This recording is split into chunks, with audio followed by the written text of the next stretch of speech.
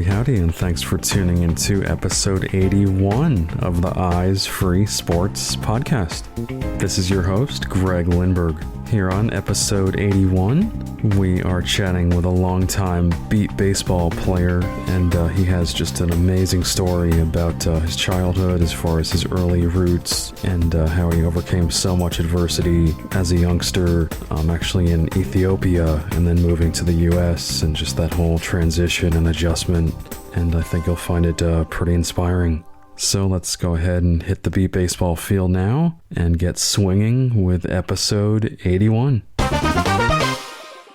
All right, so joining me here on this episode of the podcast is Ethan Johnston. And Ethan is a longtime beat baseball player and adaptive athlete, and also has just a really fascinating story. Really excited to introduce Ethan to the podcast. Ethan, welcome to Eyes Free Sports. Thank you. Appreciate it. Appreciate the opportunity to be here. I know I heard a lot of the beat ball athletes be on here, so it's an honor being here. Absolutely. Yep. And I always love, connecting with fellow beat ballers. So great to chat about beat ball and just a lot of other stuff as well here. For sure. So let's just start like I like to do with most of my guests, kind of from the beginning, your early years, your formative years. I know you kind of have a very unique path when it comes to your childhood. Yeah, for sure. I'm originally from Ethiopia, northeast, and Nesa Gorgis Gojam. I'm proud of it. Small village. Nesa is the village. Gojam is kind of like the region or the state, like. I would say it's kind of like Texas is like Gojam. And then within that, there's different cities, and mine is a village. And I don't know, I would probably maybe 1,000 people if we're lucky in that village. Oh, wow. Yep. And everybody's farming and,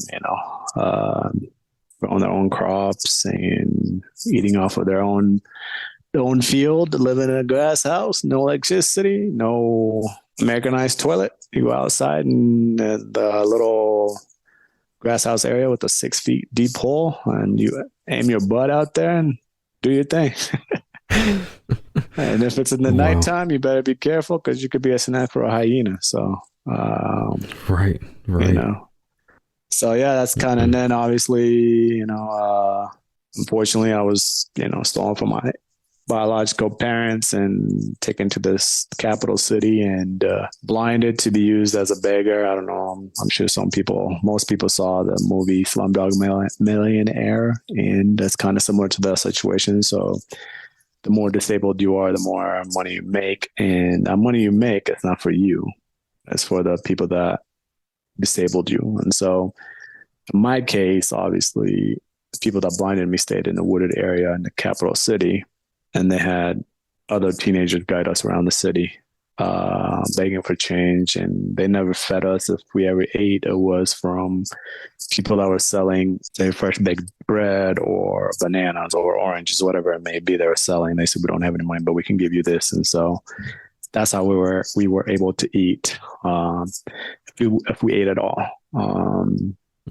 After what it felt like, I don't know, a year and a half, 2 years, I got rescued by a couple that ran a blind school. And they brought me in. They asked me what happened. I told them. They said, oh, I'm sorry. Yep. You're not the only one, but we'll bring you in and we will teach you Braille. And after that, hopefully you can go to school and then go to university and find a job. So within being there 6 months in the blind school learning Amharic Braille, not English Braille, but Amharic Braille, I got tuberculosis, and I was put in a hospital, and that hospital is already full, but one family came and got this kid. So there was one spot left, and previously a lady from the US was in that hospital looking for kids that needed homes, and that was the kid that she was looking for a home for, but his relatives came and got him. So there was a room for me. So I took his spot. And while I took his spot, the lady came back from the US and she's like, where did he go? And the doctor told her, oh, his family members came and got him. But you should hear this kid's story. And they told her my story. Of course, she cried. And she said that she would find me a home in America, which I had no idea. Before I was taken away from my family, I was a shepherd boy. So I watched cattle all day. And as a payment, I brought in a huge jug of milk to contribute to my mom. It was my dad went to fight in a war, never came back. He's alive. He just kind of, I don't know, went to a different city and stayed there. So it was just my mom, my grandma, and I. So back home as a boy, you learn how to, so as soon as you learn to walk, whether you're a boy or a girl, you start doing chores. So if you're a girl, you help out in the kitchen, go get firewood, go get water. If you're a boy, you start learning, first you watch cattle, and then after that you transition to, learning how to plow the land.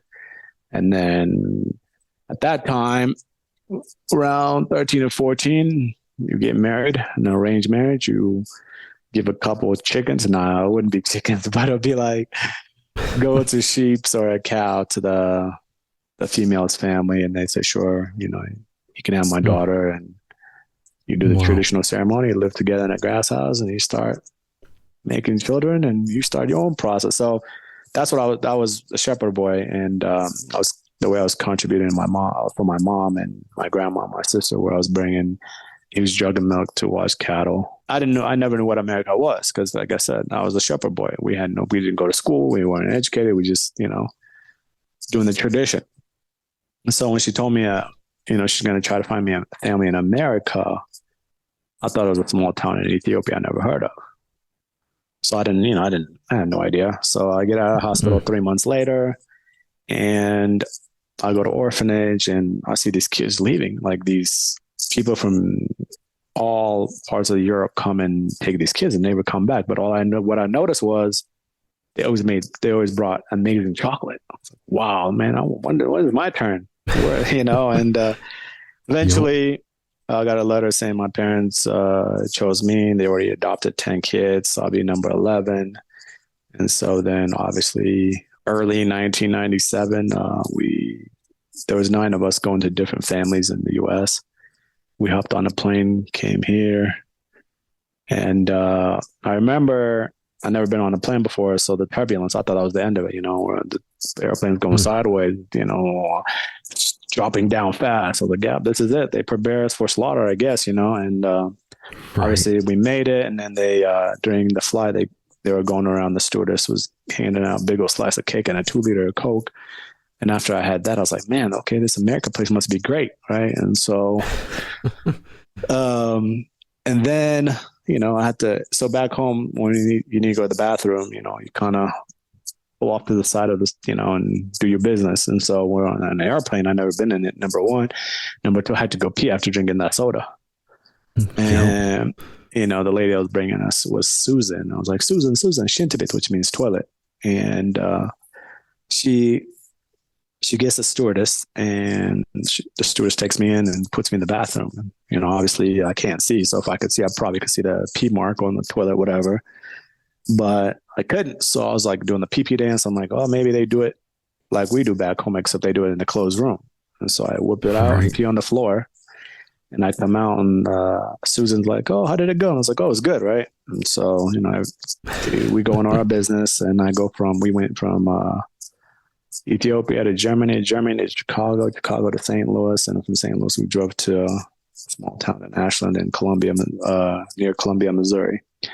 And there, the lady that helped me find my family was there trying to, tell them if he says intubate means bathroom. And so we had the same situation. I had to go to the bathroom again.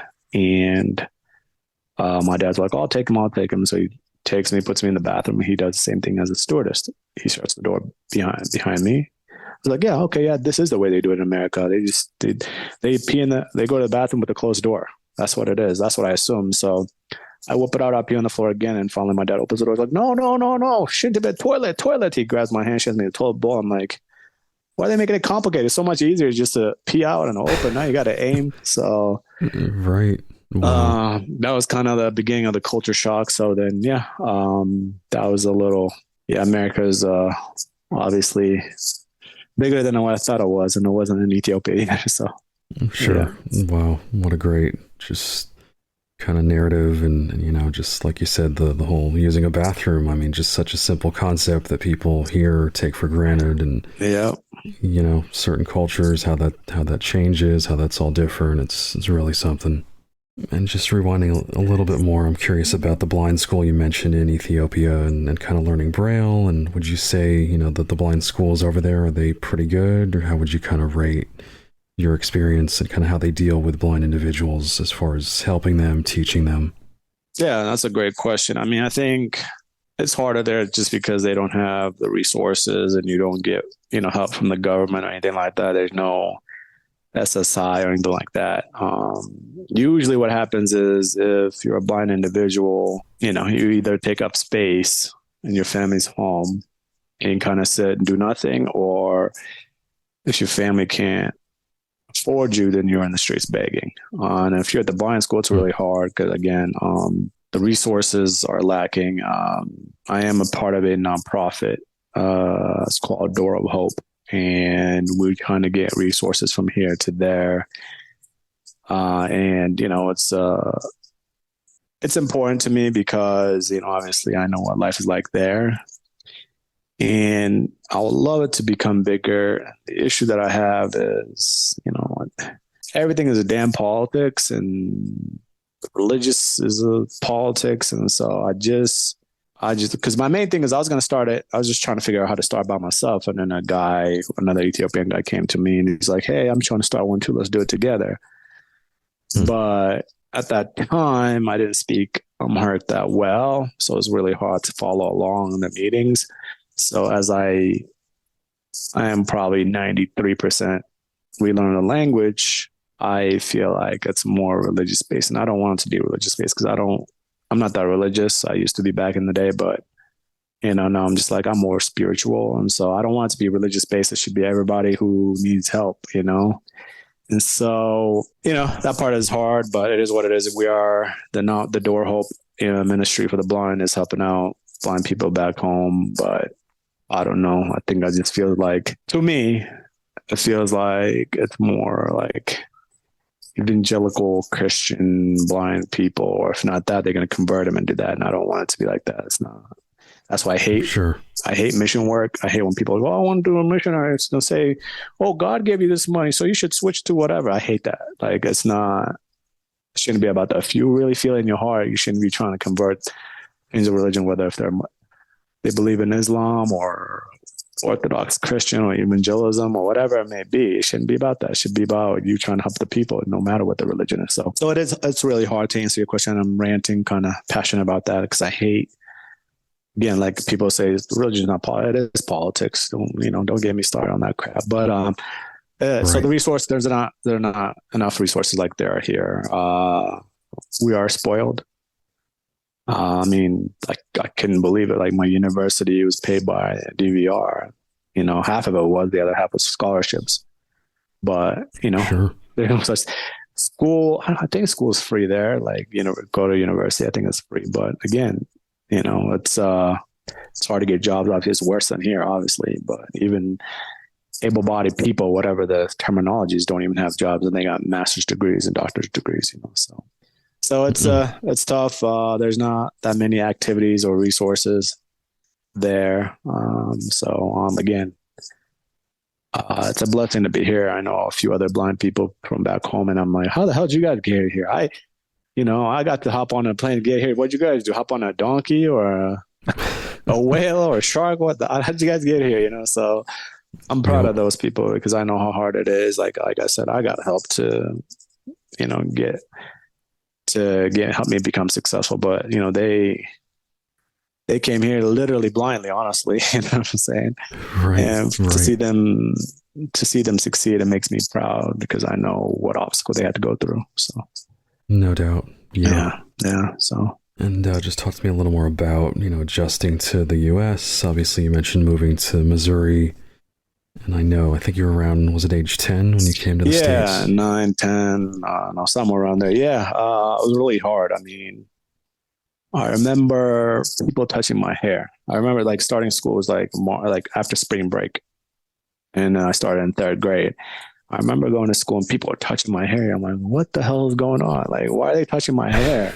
And obviously, I got that kinky hair, and and I was at that time I was the only black kid in school, so and I was confused. And I touched her hair, and it's all beautifully smooth. I'm like, what the heck?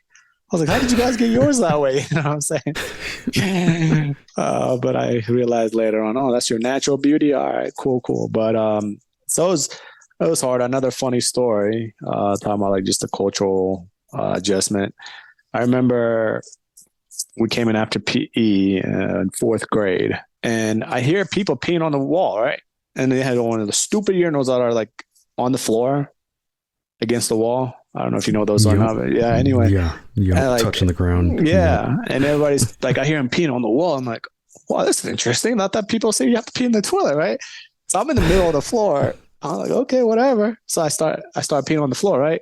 And this kid named Michael Rogers, like, he's like, Miss Fountain, Ethan's peeing on the floor. And then she made him clean it up. And then the good thing about for me, I had, 24 brothers and sisters from all over the world. So a lot of us were in the same grade and classes or whatever. And so my brother Vonnie is like, yo, bro, you have to pee in the toilet. I'm like, but I heard everybody else peeing on the floor. Like, there's a urinal on the floor. I'm like, oh, okay, my bad. So just growing up, I mean, it was rough. I think what helped me the most was probably just having brothers and sisters from all over, and a lot of us were in the same class, and we were able to stick together and have the same friends. But yeah, I would say definitely the first 5 years was hard. And of course, my parents had to fight to get me Braille teacher and Braille instructions and mobility instructions, and the school wasn't going to provide it. And they did the same thing for my sister that was in a wheelchair. They weren't going to build a ramp for my sister to go into classes and go into her band and all that stuff. So it was definitely a rough start. I had the most amazing ESL teacher. Well, a lot of my brothers and sisters had her, and I'm still friends with her today. On Wednesdays, we had treat day, so she introduced me to cheesecake, and that is my favorite cake. And then I had the most amazing third grade teacher, Miss Fountain, and then I had amazing 8th grade and 9th grade math teachers. They just over and beyond, just try to make sure they did whatever they could to make sure I understood what they were trying to do. She'll bring in yarn to make shapes, to make sure I understand, trapezoid this and obtuse angle, all that boring crap I can care less about. And of course, y plus z equals whatever. I'm like, what? We're using alphabet now to do math? This is ridiculous. Right. So I had amazing teachers to help me succeed. I was definitely not the smartest kid on the block. I mean, obviously when you're going to public school, you get your books 3 months later. And so you're always behind. And I also had a pair, I guess, what do you call her? She was amazing. She did whatever she could to make sure, keep me in tune with the classes and reading me the boring ass textbooks, And then if I fall asleep, I'm like, can you read that again? She's like, sure. She did whatever she could. So shout out to her. So yeah, it was rough, but we graduated high school. Yep. Yeah, nice. So. And you did go into college, right? Yep.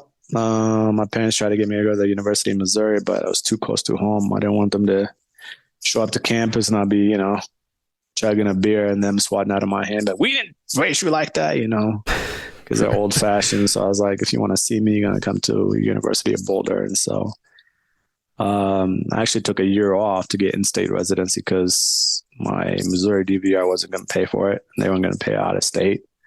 They were, but they're going to pay like in-state rates, which wasn't going to cover the out-of-state tuition for CU Boulder. So I took a year off to get in-state residency and then started at CU Boulder in 2007 and transferred to Metro State University because I'm back home for the first time and depression caught me. Never went to class, and so I failed the semester, and so I had to transfer and then finished up at Metro State University, which is in downtown Denver.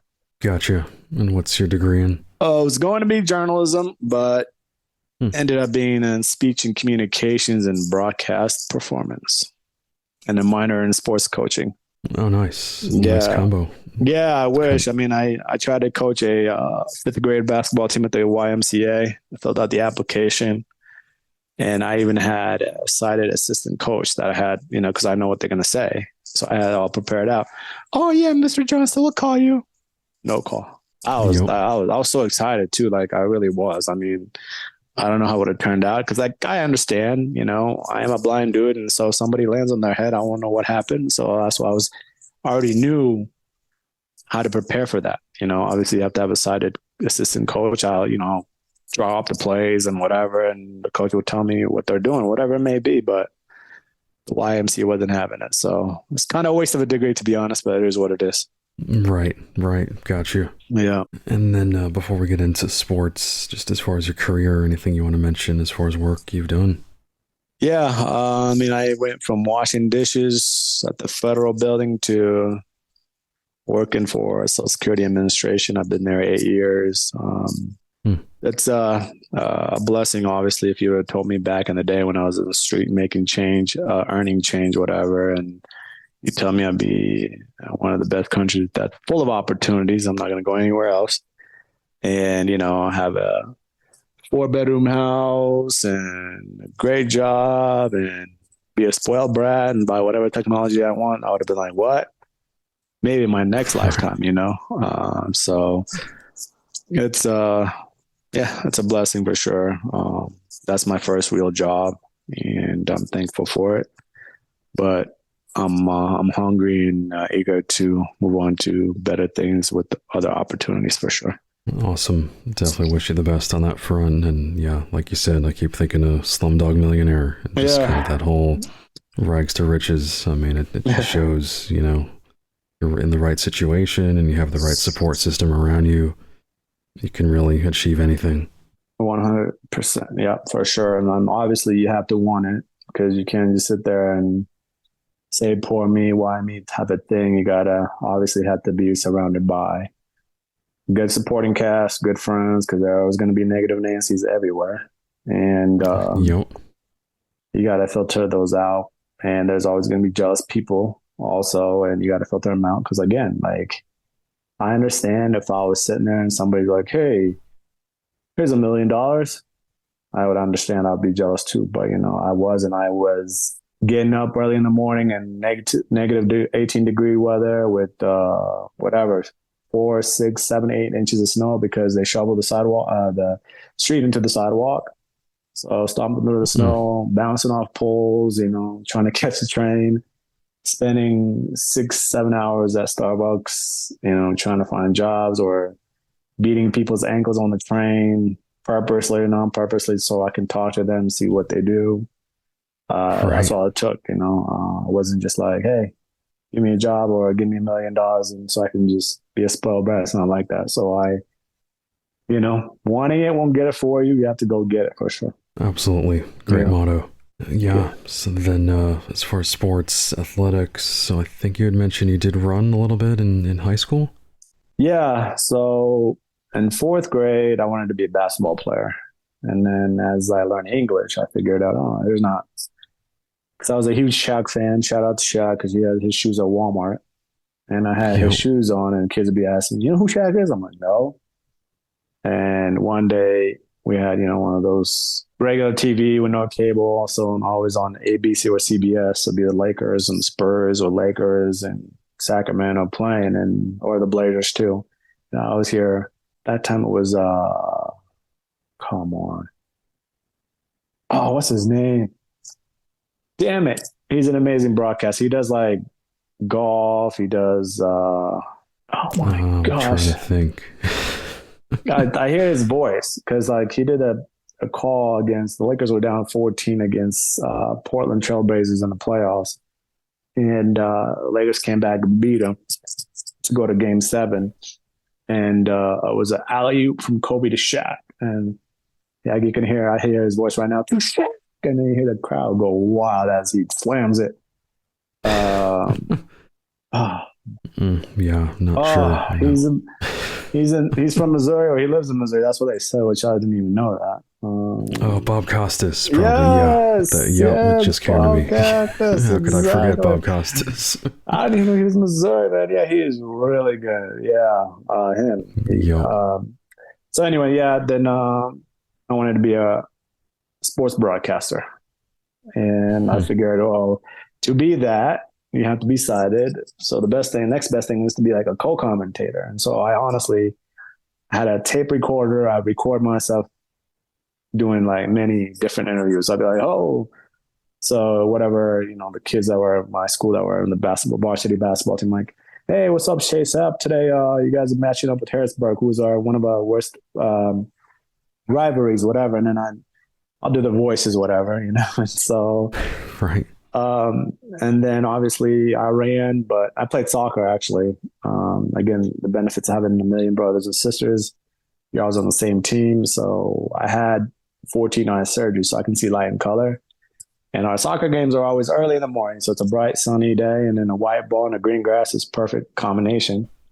Yep. And I always was a fullback, and so I'll be a fullback either with one of my brothers, and well, one of my brothers will be the goalie. So I'm like, oh, Ethan, ball on the right, and if I see the white ball, I go chase after and slide tackle somebody, whatever it may be. I was good enough to be recruited for the varsity team in high school, and I was like, nah. I didn't want to make a fool of myself. You go to different schools, you can get used to your field, and plus the games are going to be at nighttime, and so I didn't want to be like kicking the ball out of bounds, thinking I kick it to the other side of the field, and people are like, what? Is that guy blind or what? Why did he do that? I'd be celebrating because I'm a Right. celebrator. So I stopped that, and then of course, yeah, when I said I ran, it was more, PE.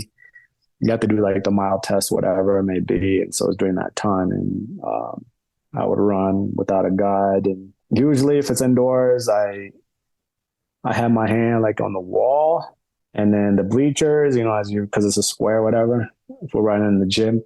Outside, I ran with somebody kind of telling me, up, a little bit left, a little bit left. I did a few flips over a wheelbarrow full of dirt because they were fixing the football field and soccer field and the football field in the middle of the track.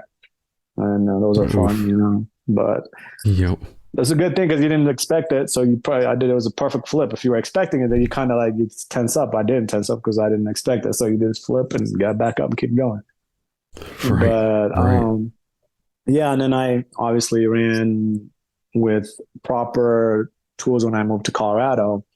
I went to a accessibility sports event at the University of Boulder, and this lady named Deb Conley, who makes tethers for racing and stuff for the Paralympic athletes and stuff. And she, at that time, I was in a beautiful shape. I mean, I was in great shape. I was thin. I had a 4.5 pack. Yep. And she's like, where are you from? I was like, Ethiopia. She's like, oh, you must love to run. I'm like, hell no, I hate running. Like, no, you love it. No, I don't. So she's like, I help put races together for people with disabilities. I'd love for you to join me. I was like, sure, whatever. And so there's a huge race here in Colorado called the Cherry Creek Sneak. They do it in April. And so she dragged my ass out there. And so the first 2 miles, it's a 5K.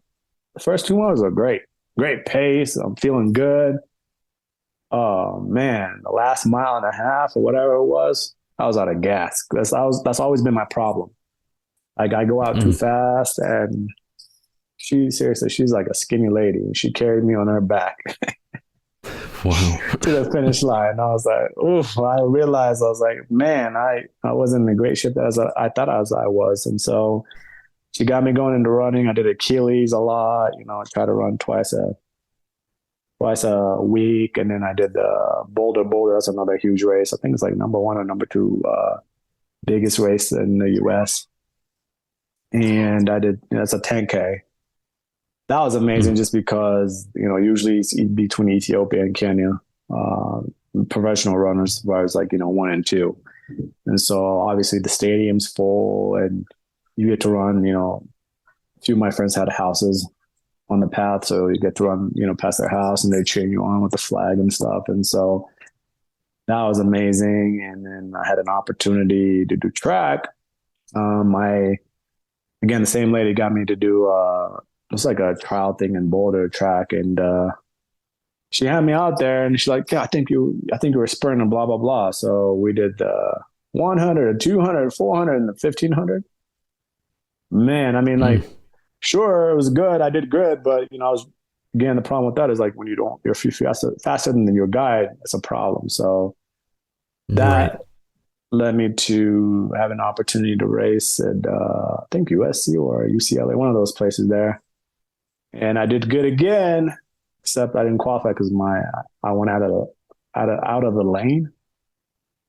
Mm, And then that gave me an opportunity to go train at the Paralympic Center, and of course, and the great blind athletes are there. Other people are there in San Diego, and so we trained there for a week. I mean, it was an incredible feeling, honestly. And wow. during that time, I was trying to. The coach gave me a training plan, work out 6 days a week, blah blah blah. I didn't have a job, so that was possible. Then Social Security called at that time, and I said, you know what?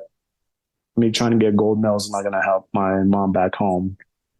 I got to get cash, so I closed the door on that. Here Right. we are today. Yep. Yep. Mhm. And so then transitioning on to beat baseball. So just talk to me about how you were introduced to beat baseball and what was it about the sport that kind of, got your engine going. For sure. Yeah, I mean, as you know, a lot of blind people, when you go to public school, when you join PE, you kind of get the easy A because obviously they don't want to take a liability if you get hurt, whatever. But honestly, I'll give credit to all my PE coaches. None of them told me to sit down. Hey, Ethan, this is not for you. You're gonna get hurt. They always had me participate, whether it be dodgeball, wiffle ball, hockey, crab ball. What's a sport where you on your butt and sliding around, kicking a big old exercise ball looking thing? Is that called crab ball? I think so. Yeah. I think so. Yeah, but I mean, I participate in everything. Like dodgeball wise, they'd be like, you cannot hit Ethan, but if he hits you, you're out. Or if you catch his ball, he's out. That's it. So my friends will line me up to people they don't like. They aim me from half court and I just launch it. Oh yeah, you got him. Whether it be basketball, then I usually just play with my friend, one on one, and work on my game a little bit. Wiffle ball, sometimes I'll pitch it to me. Sometimes I'll put it on the cone and hit it, and whoever's at first, like right here, right here, right here. No, I run that way. And of course, having a million brothers and sisters, we had 10 acres in Missouri, so we had plenty of field to play all the sports. I mean, and they never said, "Hey, bro, you can't play with us." I always was able to play with them, and so when I found about beat ball, and as I was kind of questioning it, to be honest. I was like, "Huh, how does that work?" Because I know how real baseball works. You're trying to strike out somebody.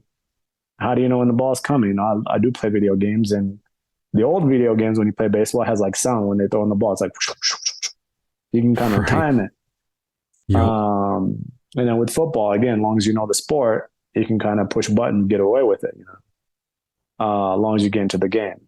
And so I was just very questioning it. I'd like to give a shout out to my agent, Demetrius Morrow. He's the one when he lived in Colorado in 2007. He's like, "Hey, you want to join a blind baseball team?" I'm like, "A blind baseball team?" He's like, "Yeah, you should come check it out." So Sunday, we usually have Sunday practice from usually it's like from like 10 to 2. And so, I hopped on the bus with him and it was like an hour and a half bus ride. And I went out there with my Kobe Bryant #8 jersey, rest in peace, Oh yeah. Yep. and, white shorts and just basketball shoes. And I got out there and, I see these guys just running full out, smashing the ball. I was like, oh, okay. I get up there and I'd be listening to the beep, so I kept missing.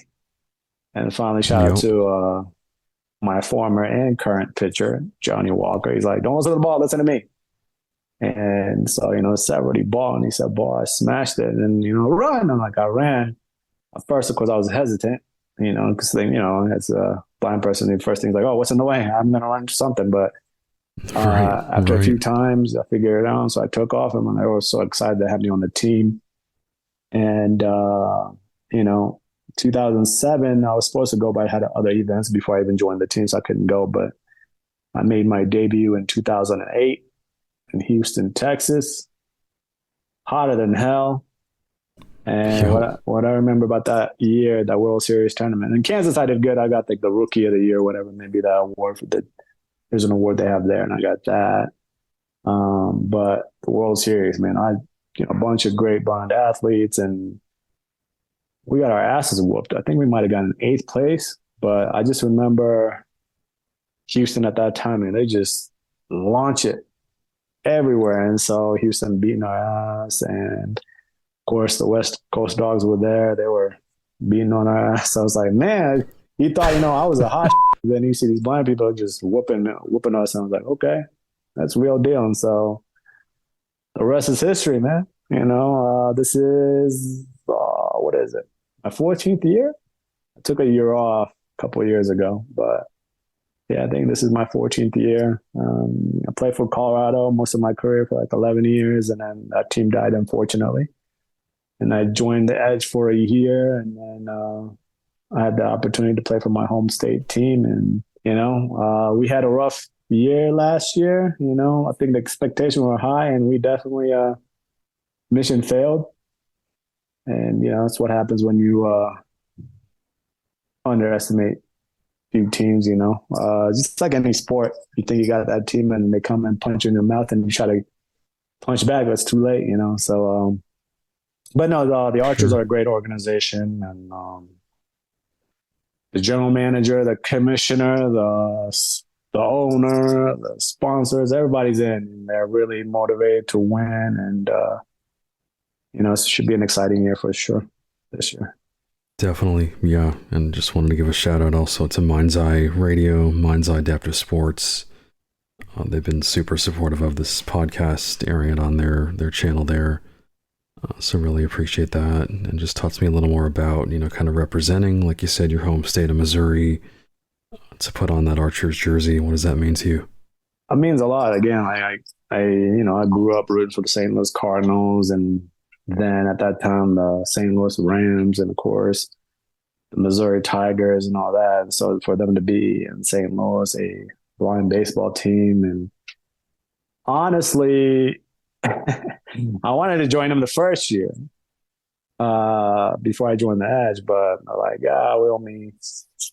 we only take homegrown people. I'm like, damn it, And then second time, and I was like, they said you can join. I'm like, all right. And then of course my agent, Demetrius Morrow, he's from there and his family's there, and so he mentioned it to me. And then of course my boy Lowell, he's also another Ethiopian brother of mine who got adopted, and actually we grew up in the same state for 20 whatever years. We didn't even know each other. We existed, honestly. We went from the Wow. same adoption agency, but he lived there. I lived like near Columbia. He lived in St. Louis this whole time, but we met for the first time 2 years ago. Yeah. Mm. Friend of ours, like I was telling you, another blind person from Ethiopia made it here, and she's like, "Oh, I know somebody like you," which means when they say I know somebody like you, that means they speak. They don't have an accent, and they're adopted, and they're Ethiopian. So that's what that means. So like, what you mean? She's like, yeah, he's adopted. He's Ethiopian. He talks like him. Like, no way. And he's definitely a close brother of mine, and so that was also another exciting part of the Archers. I'm like, you know what, to have one of my brothers from the motherland be on the same team, and he knows what life's like back home, and so he's a happy guy. He's always smiling, Yep. whatever, and of course, and the rest of the Archers, and of course, again, the coaches, general managers, all those, they're really excited to have adaptive sports in Missouri. I mean, they got started with goalball and now soccer in the future. I can't wait till that starts. Of course, beat ball, they got hockey, and they're doing it all. So it's an amazing organization and a hungry organization ready to do great things in the future. Absolutely. Yeah. Honestly, it's like, love to move to the St. Louis area just because of all the stuff they've really started just in the last few years and Yeah, everything they've got going on with blind sports. they really motivate for sure. No doubt. Yeah. So a little more on beat ball. So talk to me about, defensively, what positions have you played on the field? Where do you feel most confident out there? Defensively, most of my career I played shortstop, but played a little bit of second base. And then this past year with the Archers, I played mid left for the most part. And then they switched me back to short. But, beat ball is about communication and, kind of having a feel for the rest of your teammates, making sure that you don't overrun your lanes and run into somebody and they don't overrun your lane and hit you, whatever. So I think that's just a lot of communications, of course, the spotters, but at the same time, everything's on the spotters. Also, it's on the players. You have to know where you are and also be able to listen to the ball. So, I mean, I can play anywhere for the most part, but yeah, most of my career I played shortstop. Right. Yeah. Nice. Yeah. And offensively, just talk to me about your approach at the plate. And would you consider yourself a pretty good power hitter? How do you kind of describe your talents at the plate? Offensively, I mean, back in the day I tried to use my speed. Now I think whatever they call it, daddy power, daddy whatever, daddy time catches up with you. I'm not like Tom Brady. Right. So I'm okay at speed. I'm not the fastest anymore. Like I never was the fastest, but I was always, one of the fastest. But these younger kids, it's like any sport, younger, faster, and stronger. No Come doubt. up behind Next you. man up. So I would say not a power hitter. I'm just an average hitter. I mean, I was an all-star this past year, and again, I mean, honestly, it's just having a consistent swing. Walker and I we go way back. That's what I started my career with, and like I don't know. I don't know. Like I don't want to say my dad, but like just like just a great friend, like a good friend, and always they're great advice. Loves the sport, and he's just doesn't matter. He loves to joke. I mean, I remember a lot of times, we'll be in line walking through somewhere, a bunch of blind people, the blind train, and he'll squat down like, "Oh, going downstairs," and you get the whole train going, shuffling their feet, and he's that type of guy. He doesn't care. He loves to play, and he loves the sport, and he loves to dedicate his time to the sport. And if it's not his team, he's always helping out other teams. And I remember he had to drive. He drove 2 hours one way to come to practice every Sunday here in Colorado, and then drive back. And a lot of times he'll drop somebody off at their apartment, whatever it may be. He's just if this heaven thing is real, he better have a spot, honestly. So yeah, That's no. awesome. So yeah, offensively, I would say I'm an average hitter. I'm not gonna be like I'm the greatest power hitter. No, that's not me. I'm at least have somebody put me out versus me striking out and just giving away free outs. So Right. Gotcha. And any specific goals, personal goals, team goals within beat baseball? definitely, I mean, personal goals, nah, not really. It's more at this point, like in my career, I don't care about the personal goals to be honest. Just because I been there, done that. I think as far as the team goes, I want everybody, my teammates, to do well, from 1 through whatever we have, 16, 17, 18. And I want everybody to get an opportunity. I want everybody to have a positive experience. And hopefully we can help up from 13 to hopefully top 5. Not be 13. I guess that's the main goal. But my team goal, I would say at least hopefully top 5. That'd be a good For sure. progress. Yep. And hey, I mean, I give the Gateway Archers so much credit. Just in a couple of years here, they've really For sure positioned themselves as one of the best teams. Yeah, no, for sure. Definitely. We should be pretty competitive. We just need to take one team at a time and take that team as, not doesn't matter if they're 16th ranked or 20th ranked, take them serious and hopefully stomp them. If not, beat them, at least get a win. That's all that matters. And so it doesn't matter how many you win by, as long as you win, move on to the next level. So yeah, definitely should be an exciting year. Mark is a great pickup, I should say. Speed, anytime. I know when I played against him, I always pressured because, doesn't matter. Just put the ball in play. And it's like a race to the ball before he gets to the base, And so now he's doing some off-season workout and hopefully the power and the speed, and we'll see how it goes. For sure. So it's going to be a good season. No doubt. Yep. I know you did mention, blind hockey, goal ball, other things that Mind's Eye is really kind of putting together. And in your case, any sports you'd like to try or maybe have tried but just haven't had the chance to pursue that, in terms of adaptive sports? To be honest, I'm not a goal ball fan. I just feel like a bowling pin, but I'm not taking shots at nobody.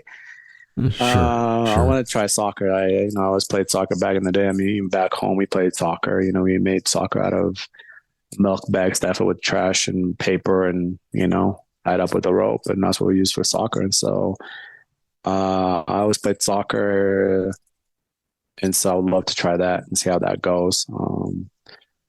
Suppose I was kind of pissed off because they chose the USA team, and I actually personally talked to the coach, this USA soccer coach. He's based out of Ohio, and I told him I want to join the team, blah blah blah. But then I guess I found out later on from the source that you have to be 100% blind to be on the team, which is fine. That's cool, whatever. But yeah, I want to try out soccer. That'd be exciting.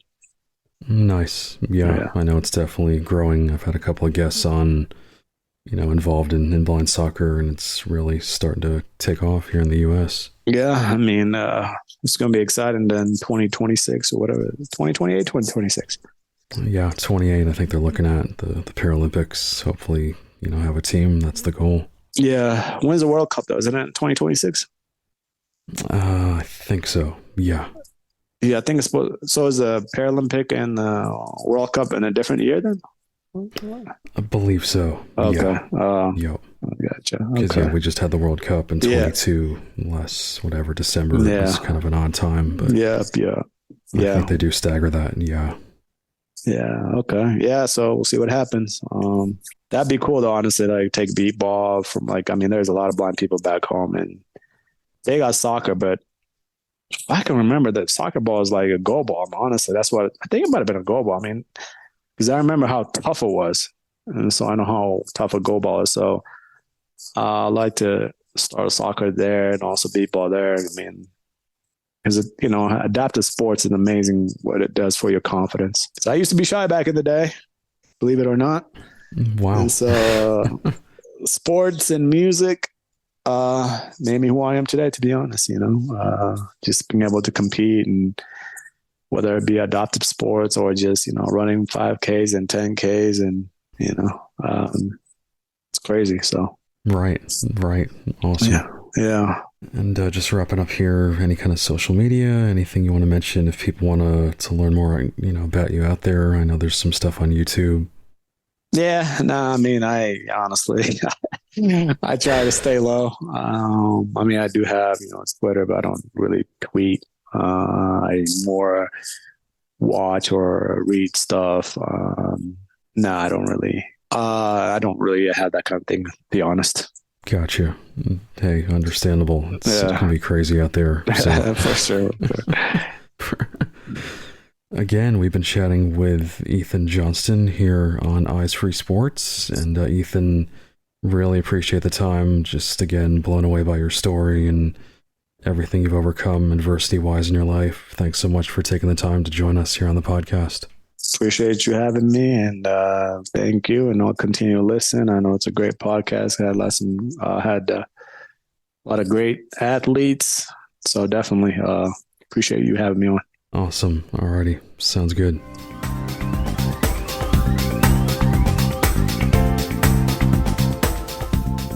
Be sure to follow the Eyes Free Sports podcast at facebook.com/eyesfreesports and on Twitter @eyesfreesports.